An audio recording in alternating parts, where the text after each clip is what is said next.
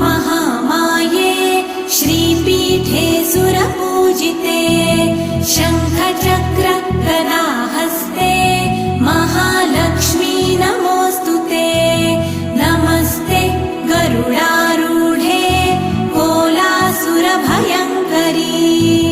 सर्वपाप हरे देवी महालक्ष्मी नमोऽस्तुते महादेव्यै च विद्महे विष्णुपत्न्यै च धीमहि तन्नो लक्ष्मी प्रचोदयात्।